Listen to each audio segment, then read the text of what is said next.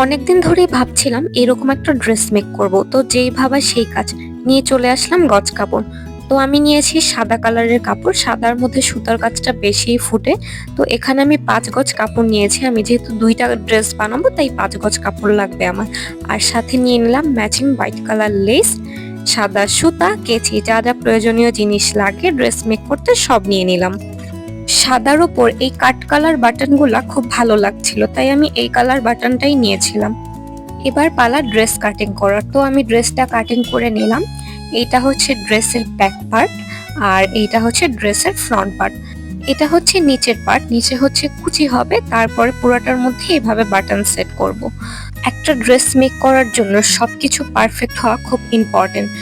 যেমন কি কাপড় দিয়ে ড্রেসটা বানাবো, কাপড়ের কালার, সাথে ম্যাচিং লেস, এছাড়াও ড্রেস ডিজাইন করতে আরো যা যা প্রয়োজন সবকিছুকে মিলিয়ে নিয়ে একটা পারফেক্ট লুক দেওয়া যায় ড্রেসের। তো ড্রেসটা আমার মেক করা শেষ।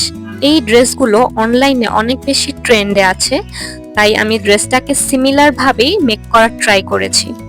হাতার ডিজাইনটাতে একটু কুচি কুচি করা হয়েছে, আর সামনে যেহেতু পুরোটাই ওপেন তাই এখানে বাটনগুলোকে বসিয়ে দিব। এখন সব থেকে আকর্ষণীয় যেটা সেটা হচ্ছে সুতার কাজ। তো এই তো হয়ে গেল সুতার কাজ করা। সুতার কাজটা কিন্তু আমি করিনি, আমি সুতার কাজ করতে পারি না, সুতার কাজটা করে দিয়েছে আমার মা।